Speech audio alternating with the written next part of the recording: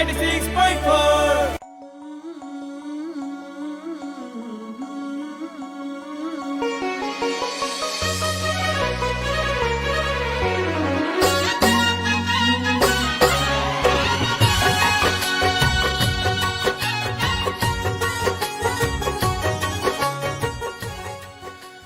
नमस्कार प्रणाम ढेर सारा स्वागत बारुआ तमाम श्रोता के जी संगतियारू अभी सुन रहल बानी रेडियो सानवी 96.4 मेगाहर्ट्ज पर कार्यक्रम चौकस और कार्यक्रम के संगे बानी हम कार्यक्रम प्रस्तोता श्याम सराफ।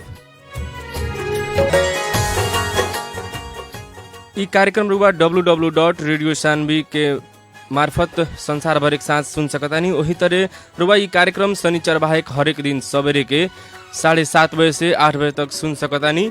वही तरह हमनी के ई कार्यक्रम में आपन भाषा, आपन बोली, साहित्य, गीत गौनई लगायत के विभिन्न विषय पर चर्चा परिचर्चा करनी सन। वही तरह हमनी के ई भाषा संबंधी में होके वाला समस्या, आवे वाला परेशानी और कईल जा सके वाला समाधान के बारे में विशेष बतकही करनी सन। और आज के हमनी के संगे चौकस बतकही करे खातिर बानी हमनी के साथे टेलीफोन संपर्क में और वहाँ के बहुत महीन तरीका से शब्द के संगे खेलेनी। वही तरह भोजपुरी के बारे में ज्ञान भी राखेनी। और हमनी के संगे आज बानी अशोक कुशवाहा जी आइला वहाँ के कार्यक्रम में स्वागत कइला। हेलो, स्वागत बारू बा कार्यक्रम में। नमस्कार, प्रणाम श्याम जी, बहुत बहुत धन्यवाद।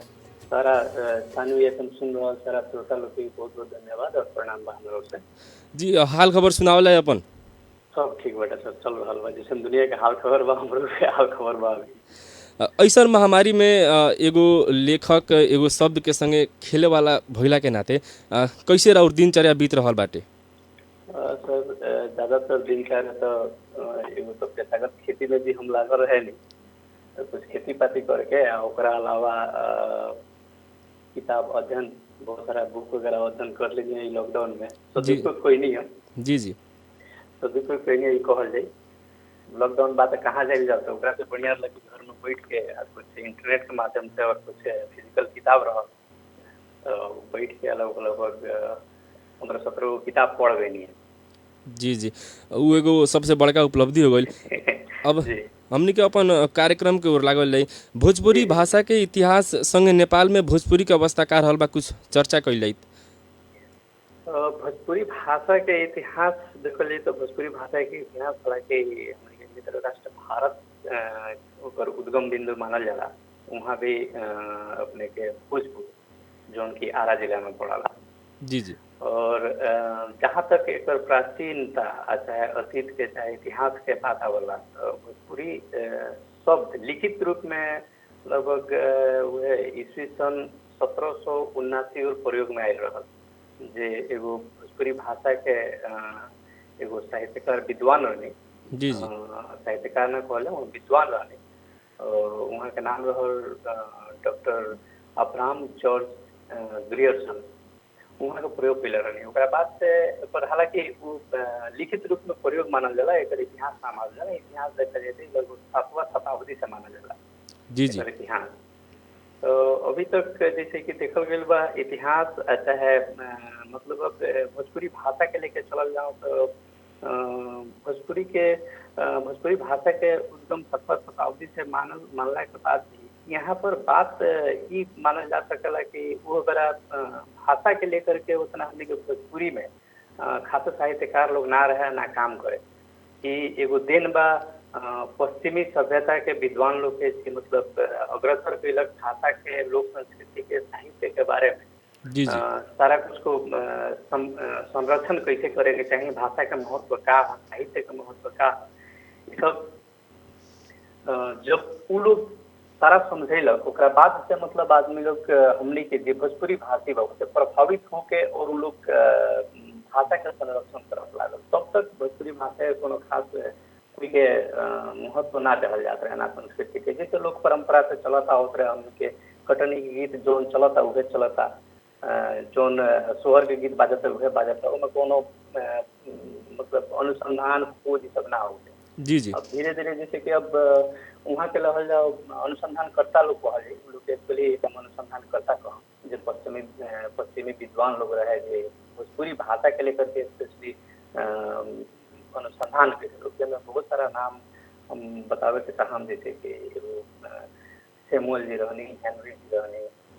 हालांकि वो लोग के नाम उतना खासे सुने के ना मिलेला है। एमे सबसे ज्यादा अगर कोई के नाम सुने के मिलेला तो डॉक्टर अब्राहम जॉर्ज ग्रियर्सन, जैसे कि वहाँ अच्छा खासा भोजपुरी भाषा पढ़े थी और वहाँ से प्रभावित होकर अपन भाषा के संरक्षण करे के चाहे तो भारतीय विद्वान लोग में धीरे धीरे निकल लो। जैसे वहाँ लोग में डॉक्टर सुनीति चैटर्जी जी बनी, डॉक्टर उदय नारायण तिवारी जी बनी, डॉक्टर भोलानाथ तिवारी जी बनी, डॉक्टर विश्वनाथ प्रसाद जी बनी, डॉक्टर कृष्णदेव उपाध्याय जी बनी। वहाँ लोग के सारा किताब अपने ऑनलाइन भी देखल जा सकता था। वहाँ लोग गहन अध्ययन करके भोजपुरी भाषा, साहित्य, व्याकरण, शब्दकोश, ओकरा बाद लोक साहित्य, इस सारा कुछ के ऊपर किताब लिख ले। वही तरह अपने के का नाम पड़ल वहाँ के महेंद्र शास्त्री जी, राहुल संकीर्तन जी, वहाँ लोग मतलब विश्व लेवल के एगो प्रसिद्ध लेखक भी बन लोग। वहाँ लोग भी भोजपुरी भाषा के ऊपर बहुत मेहनत के बा, बहुत काम के बा। वहाँ लोग किताब ऑनलाइन भी देखा जा सकता है, खरीदने से मिलला, बहुत बढ़िया लिखले बने लोग। अब नेपाल के संदर्भ में देखा जाए तो नेपाल में तो खैर बहुत जोर शोर से काम हो रहा बा भोजपुरी भाषा के ऊपर। अब हम सबसे पहले नाम लेवे के हम नेपाल भोजपुरी समाज के संस्थापक रहने श्रद्धेय स्वर्गीय पंडित दीप नारायण मिश्र जी, जी मतलब भोजपुरी के हम कहूँ तो वहाँ एगो न्यू यहाँ शुरू कैनी नेपाल में। अभी देखल जाए तो नेपाल के संदर्भ में हमने के गोपाल ठाकुर सर बनी, राम प्रसाद सर बनी, उमाशंकर त्रिवेदी जी बनी, गोपाल अस्क जी बनी, उपेंद्र सहनी जी बनी, बहुत बढ़िया काम कर रहा बनी, दिनेश गुप्ता सर बानी, डॉक्टर विश्वम्बर शर्मा सर बानी, विक्रम शाह जी एगो हमार मतलब सबसे पसंदीदा हाथ से कवि हैं, वहाँ से हम पर बहुत प्रभावित रहे हैं। वैसे ही अब एने करी हम अभी और कुछ महिला लोग भी अभी बहुत, जैसे कि गृहिणी होते हुए भी अनिता शाह जी बहुत बढ़िया अभी लिख रही है। वैसे ही आनंद अभी एगो दूसर का पीढ़ी में आवल जाओ, दूसर का पीढ़ी में हम देखे नहीं, आनंद गुप्ता जी बहुत बढ़िया लिख रहा बनी, विश्वनाथ जी पालीवाल जी बनी, सुनंदन जी बनी, शिव संदेश जी बनी, अजमत अली जी बनी, शाहरी तुरा जी बनी। नया में भी अभी बहुत देखे नहीं कि प्रभावित होकर ये लोग भी बहुत कुछ लिख रहा है। मैं एगो हम अपनों का नाम ले हम अपनों का हम कविता पढ़े नहीं भोजपुरी टेंस में लगातार और अपडेट भी पढ़े नहीं। चाहे एक अलावा भी जितेंद्र सहनी, कुछ महिला लोग भी बा, जैसे प्रिया बड़ी, नेहा बड़ी, भूपेंद्र जी बनी, ये लोग भी बहुत बढ़िया अभी काम कर रहा है। हालांकि कविता गीत इस सब पर बहुत काम हो रहा है। अभी साहित्य के ऊपर काम करे में हम अभी है गोपाल ठाकुर सर, गोपाल सर, वहाँ लोग के तो खैर एगो शब्दकोश भी आयल बा, नेपाल के पहिलका भोजपुरी शब्दकोश जौन भोजपुरी, नेपाली, अंग्रेजी के शब्द संग्रह बा। हमनी के गोपाल ठाकुर सर के संयोजकत्व में हमनी के दिनेश सर, गोपाल अस्क सर के सदस्य में निकालल 1200 प्रतिशत पहिलका निकलल बा। जी उसही विशेष तो हमनी के भाषा, हमनी के बोली भोजपुरी पर कैसन कैसन समस्या हावी बाटे, ओकरा के कैसे समाधान कइल जा सकता? यहाँ के नेपाल के खैर भारत के संदर्भ में रहा जाए तो भारत बृहद रूप से बाटे, वहाँ के भी बहुत अच्छा काम कर रहा बा। अभी यहाँ समस्या के लेके चलल जाओ तो यहाँ हमनी के सबसे बड़ा समस्या वाला के अभी दुनिया में अगर देखल जाओ तो एगो हम एक के भोजपुरी के एगो टकसाली भाषा बहुत सरकार लोग कहला, हम माने नहीं टकसाली भाषा। टकसाल से मतलब बोला कथी कि जहाँ पैसा जहाँ बनल, पैसा एगो ऐसा चीज है जो जिंदगी भर चलन चलती में रहा, वो चलते रहा, कभी रुकेला। वैसे ही एक के टकसाली भाषा एगो बहुत बढ़िया नाम धर गई बा, कथी कि इतना ना चलन चलती के भाषा बाटे कि पूरे विश्व में हम लोग भोजपुरी लोग के भोजन तो विश्व के हर एक कोना में मिली। और नेपाल के संदर्भ में रहल जाते एक के तनका सुख दबावत से गई बटे, चाहे सरकारी निकाय से हो, चाहे स्थानीय निकाय से हो। हालांकि अभी तक बहुत कुछ भोजपुरी में हम देखे नहीं, कुछ पोस्टर वगैरह भी है, चाहे हमने के पहले समन्वय समिति, जिला विकास समिति रहा, ऊपर भी अपना देखे सब कुछ प्रचार प्रसार वगैरह लिखल बटे, तो भोजपुरी में लिखल बा। हमारा हिसाब से कथी बटे कि यहाँ दबावल ऐसे बटे कि अगर स्थानीय लेवल पर बानी तो अपने स्थानीय सबसे यहाँ सरकार के नीति नियम भी बाटे बहुभाषिक देश पहिला के वजह से कि सबसे पहला प्राथमिकता है कि राष्ट्रभाषा हमने नेपाली बटे उड़ा के देते नहीं, तो स्थानीय लेवल पर सबसे पहला प्राथमिकता हमने के अपन स्थानीय भाषा के उपयोग पड़ा। कैसे कि जोन एगो आदमी अपन अभिव्यक्ति अपन मातृभाषा में कोई के बता सकता, वो सेकेंड भाषा में दूसर का भाषा में बतावल बहुत मुश्किल होला। अगर हमारा एक काम अपन दिल के बात पूरा नेपाली में कहे के तो हमारा संग सारा कुछ निकाल के नहीं गिरा सकत, पर हाँ अगर भोजपुरी में कहे के चाहते हैं तो हम दिल खुल के बात कर सकते हैं। यहाँ के स्थानीय के भी उहे बात सब कोई कहन के भोजपुरी में पढ़वे के बाटे, तो वो हमने के तो खैर बचपन से पढ़ाई भी हमने के भोजपुरी में के लिए बनी जी नेपाली तो पढ़ी सन, हालांकि हिसाब किताब रखे तो सर लोग तो गणित से हमने के भोजपुरी में समझावे, भोजपुरी में समझी सन। जी जी जी तो ये सब समस्या बाटे एकरा के, खैर ये सब तो बृहद बात बा, एकरा के जी शॉर्टकट में छोटकरी में लेके चलल जा। जी। अब शब्द के साथे खेलल सबका बस के बात ना हो, और जे शब्द के संगे खेलेला ओकरा पीछे कोनो राज होला कह के सामान्य आदमी के बुझाई है। अशोक जी अपन दिल के बात शब्द के जरिए कहनी, अशोक जी के पछाड़ी ई साहित्य क्षेत्र में आइल अनुभव बतावल जाओ। एक्चुअली क्या बाटे कि हम 8-10 साल पहले, 10-12 साल मानी 12 साल पहले से भोजपुरी भाषा के ऊपर अध्ययन शुरू कनी। ओकरा बाद चार गो एगो कवि बानी, हमार सबसे फेवरेट कवि रहनी, हालांकि अभी दुनिया में नहीं थी, जी जी काका हथरा थी। हम वहाँ के बहुत फॉलो करी, बहुत वहाँ की किताब पढ़ी, तो वहाँ से हम बहुत प्रभावित बनी। ओकरा बाद हम हमार ज़्यादातर इंटरेस्ट चल गई हाथ से करने। हालांकि लोक साहित्य के देखा जाए तो लोक साहित्य के भी 5 भाग में बांटल बा, जी लोकगीत, लोक कथा, लोक गाथा, लोक नाटक, लोक वाणी। अब जैसे कि अब लोक गाथा में तनका इथी होला, कंफ्यूजन होला आदमी के। हालांकि जब ही कोनो वो बैठल जाए तो बड़ा सतर में तो पता हो जाए कि हाँ ये क्या होला एक्चुअली। जी जी यो में जैसे हाथ से व्यंग बांटे तो हाथ से व्यंग में हम ज़्यादा इंटरेस्ट आके नहीं है। स्टेटस भी हम ज़्यादातर फेसबुक पर हम हाथ से व्यंग पर ही लिखे। जी जी हाथ से व्यंग के एक्चुअली कथी बोल रहे बहुत बढ़िया चीज, जहाँ तक हम माने नहीं, जहाँ तक साहित्यकार लोग भी लिखले बटे कि हाथ से व्यंग एगो तो हो गई मनोरंजन खातिर, हाथ से व्यंग मनोरंजन खुशी प्रदान करे खातिर। दूसरा हो गई कथी कि सामाजिक व्यवस्था प्रति एगो कटाक्ष भी होला जी जी हाथ से व्यंग में। दूसर का राजनीतिक प्रति कटाक्ष होला।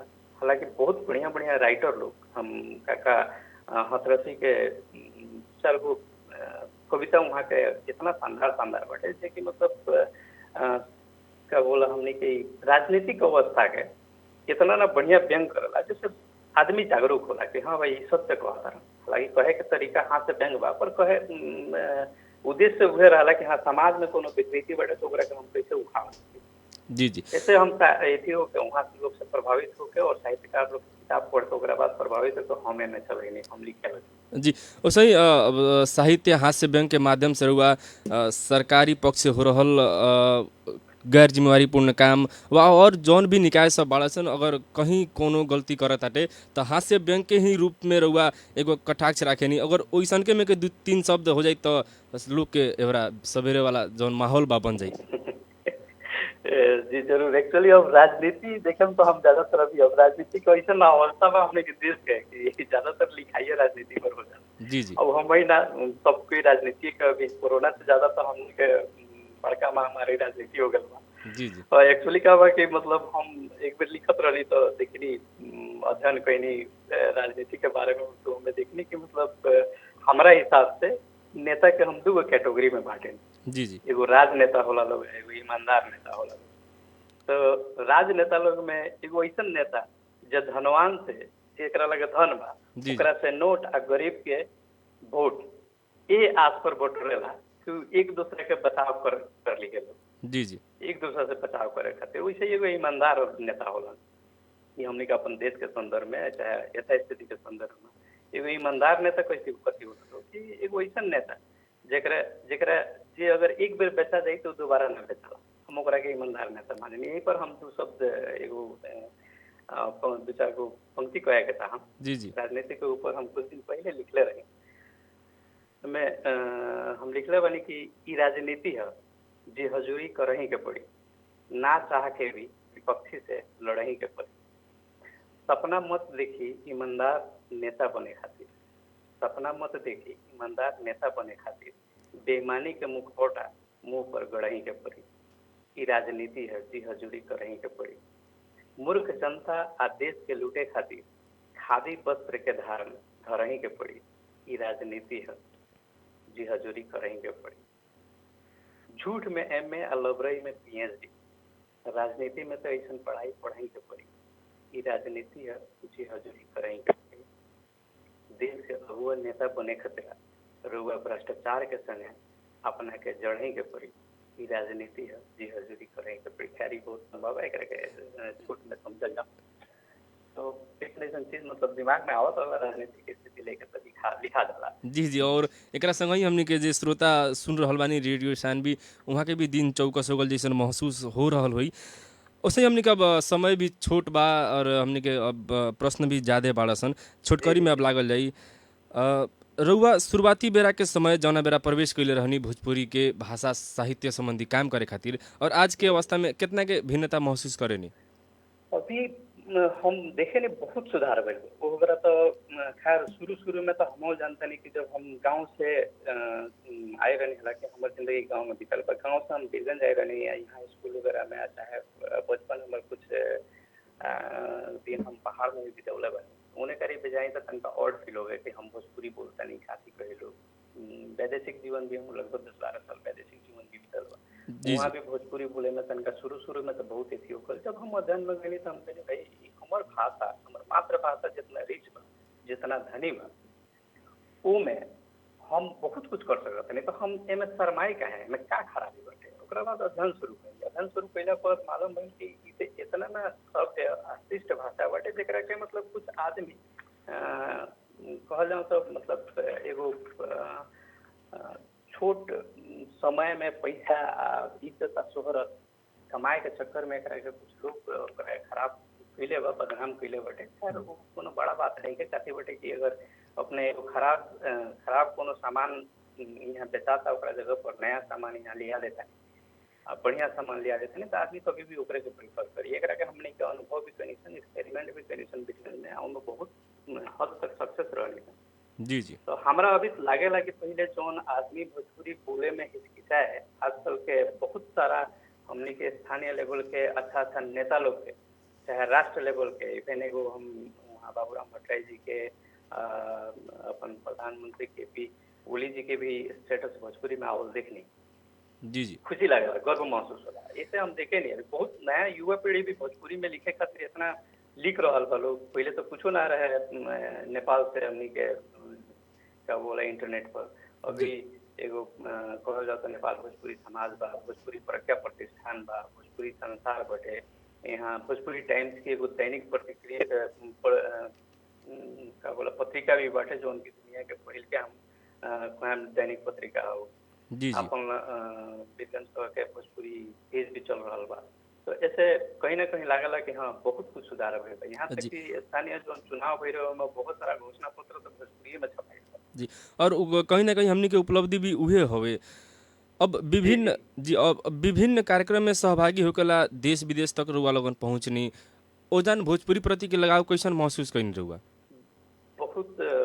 बहुत सराहनीय महसूस हुई कैसे कि यहाँ काठमांडू भी गल राष्ट्रीय अपने के कार्यक्रम में चाहे जनकपुर में भइल चाहे दिल्ली में भइल वहाँ इतना सराहना मिलल कि हाँ चलिए भोजपुरी खातिर एगो तो सबसे पहले बहुत आदमी के इतना ना पता रहा कि नेपाल में भोजपुरी चला जी जी मतलब जे एक बारे में अध्ययन नहीं कर पहले कैसे कि हम एक बार मोरक्को में कुछ दिन खातिर तो वहाँ भी जो भोजपुरी भाषा से एक आदमी से भेंट पेल बिहार करने वहाँ कहता नहीं कहते कि नेपाल में भोजपुरी आदमी बोला लगा हमने जी नेपाल में भोजपुरी बोला हमने के पृष्ठ भोजपुरी बोले जी जी तो कथी बटे कि खैर दुनिया में तो पता बटे कि हाँ यहाँ भी भोजपुरी चला ये हिसाब से अगर देखा जाए तो अभी के हिसाब से पीरगंज के चाहे अंतर्राष्ट्रीय स्तर के एथी पर देखल जाओ चाहे नेपाल के चाहे अंतर्राष्ट्रीय स्तर पर भी देखल जाओ जहाँ जहाँ हमने के गेल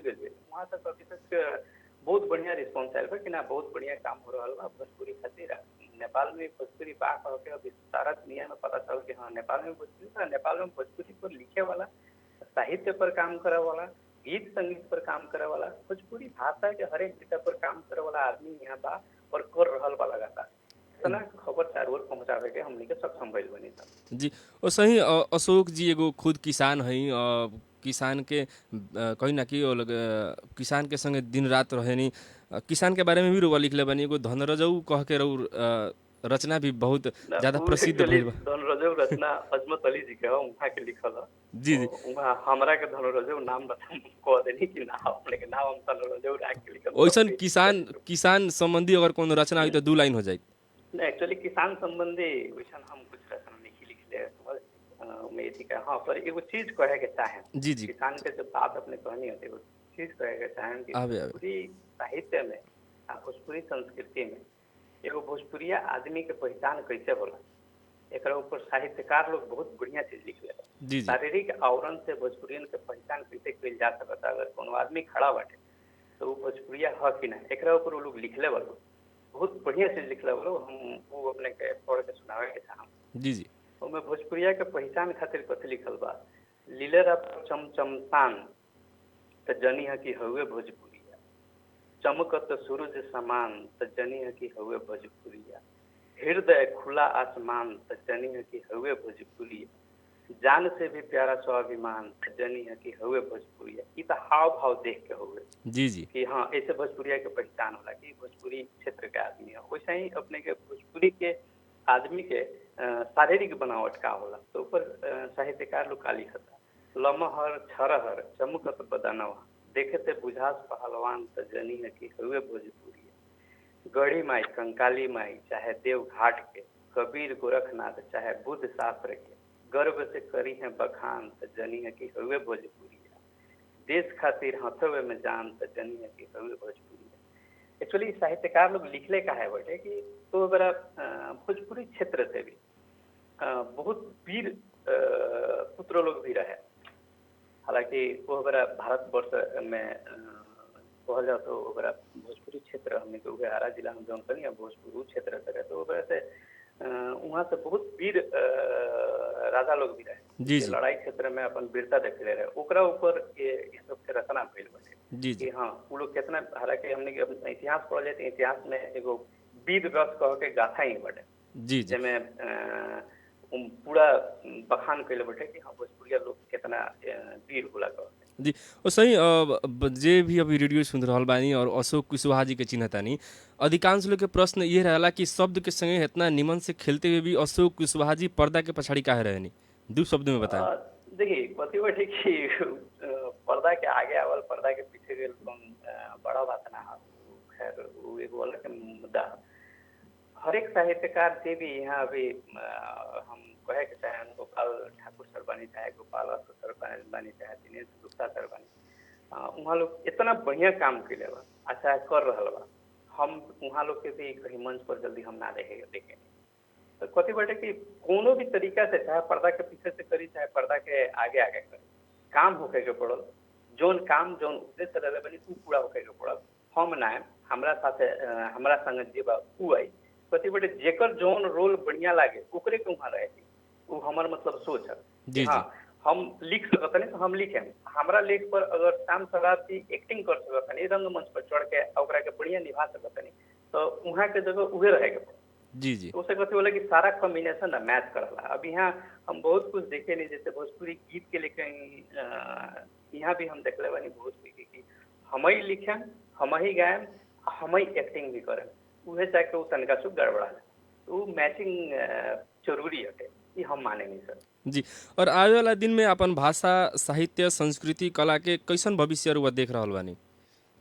तो अभी के हिसाब से देखल जाओ जोन गति से नेपाल में भोजपुरी के ऊपर काम हो रहा बा बहुत जल्दी एकर भविष्य बहुत बढ़िया बा और खैर हमने के भोजपुरी भाषा पीछे पड़े के एगो कारण सबसे बड़ा कारण कथी बाटे कि एकरा के एकर बढ़िया पैकेजिंग ना होके सकल रहे विगत समय में बीतल समय में एकर बढ़िया पैकेजिंग ना होकर सकल रहे एकरा में कोई के भविष्य ना लौकत जी जी। पर अब भविष्य लौक रहा बा अगर भविष्य ना लौकी तो इतना आदमी एक्टिव ना रही तो इतना आदमी ना लिखी आज बिजनेस के संदर्भ में ही देखी चाहे राष्ट्र लेवल के संदर्भ में देखी तो टीवी FM पत्र पत्रिका हर जगह भोजपुरी के जगह बा जी जी। आज टीवी में भी भोजपुरी पर आदमी काम कर रहा बा ओकरा के अर्थ से जुड़ गई बा मतलब आदमी जानता कि हाँ भाई ऐसे कमाई हम कर सकते हैं ऐसे हमारे अर्थव्यवस्था चल सकता हालांकि भोजपुरी साहित्यकार लोग के पीछे पड़ला के एगो ये भी कारण आवाला कि हाँ भोजपुरी में वो लोग अपन भविष्य ना देखलक तो भोजपुरी ऊपर काम ना कैलक अभी भोजपुरी में भविष्य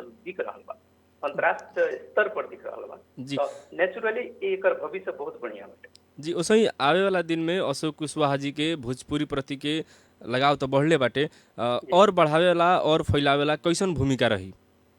अभी देखिए, अभी हमनी के भोजपुरी के ऊपर बृहद रूप से काम कर रहल बानी, शोध भी कर रहल बानी, अनुसंधान भी कर रहल बानी, खोज भी कर रहल बानी। जी जी अब खोज में हम कहे के चाहम जैसे कि इंडिया के संदर्भ में हम पढ़त गए नहीं तो नॉर्मली लोग साहित्यकार लोग में भिखारी ठाकुर, हमनी के जेकरा के भोजपुरी के शेक्सपियर कहल जाला, भिखारी ठाकुर जी बानी, चाहे महेंद्र मिथिर जी बानी, जे लोग पर बहुत काम करे। वैसे ही कुछ कुछ ऐसे भी बालोग जेकर नाम ना आवल, जैसे हम एक आदमी के रसूल मियाँ, वहाँ के हम किताब पढ़ने, वहाँ के बारे में हम पढ़ने, वहाँ की जीवनी पढ़ने, हमरा बहुत बढ़िया लगा। हालांकि वो भिखारी ठाकुर जी से 10-15 बरस उम्र में जेठ रहने, जी जी वहाँ के लेखन ही इतना शानदार लेखन रहे वहाँ के कि एगो गीत उगैल रहनी कलकत्ता में जाके, तो कलकत्ता में काम कर रहा ब्रिटिश गवर्नमेंट के अंदर काम कर रहा बिहारी लोग वहाँ के गीत से प्रेरित होकर नौकरी छोड़ दिल जी जी अपन मातृभूमि खातिर। तो वैसन वैसन यहाँ भी बाने हम जे साहित्य में बात टेक्नोलॉजी के यूज कर रहा बा, जे जगह पर पहुंच गए बा, वहाँ लोग से भी हम निहोरा करेंगे चाहे कि स्थानीय स्तर पर जे भी बाटे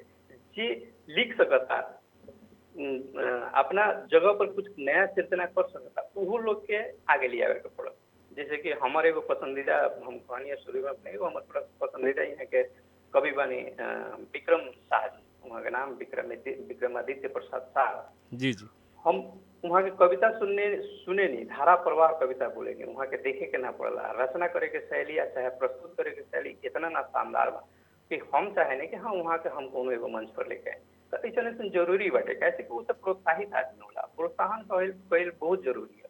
आज हम अपने के प्रोत्साहन करम, आज अपने भोजपुरी के प्रोत्साहन करम, तो हाँ बिहान अपनों के लिखे के मन कर जी ई सब कथी बाटे कि नयका पीढ़ी में जगावल जरूरी बा, ऊपर हमनी के प्रयास कर रहल बानी। जी अब इतना व्यस्तता के बावजूद भी हमने के समय देनी वो भोरे भोरे, ओकरा खातिर रेडियो सानवी की ओर से रुआ के ढेर सारा धन्यवाद बाटे। बहुत बहुत धन्यवाद श्याम जी के, बहुत बहुत धन्यवाद, और सारा श्रोता लोग के बहुत बहुत धन्यवाद अपने हमरा के समय देनी, ओकरा खातिर बहुत बहुत धन्यवाद और प्रणाम। जी संगतिया, आज हमनी के संगे रहनी ह श्रोता अशोक कुशवाहा जी, जे भोजपुरी के बहुत निमन जानकार हैं। भोजपुरी के भाषा और हास्य व्यंग में एगो कहीं ना कि हासिल कैले बानी जौन शोहरत उ शायद केहू कर सकेला अभी के अवस्था में एगो नवयुवक भइला के चलते। जी संगतिया, और फिर हमनी के बिहार नया अतिथि के संगे उपस्थित होकम सन बाचा करत अब इनके खातिर प्राविधिक रूप से सहयोग करत सत्येंद्र जी के धन्यवाद देत हम श्याम सराफ के दी आज्ञा। सुनत रही रेडियो सानवी 96.4 मेगाहर्ज। घरे रही, सुरक्षित रही, दिन चौकसों को सुप्रभात।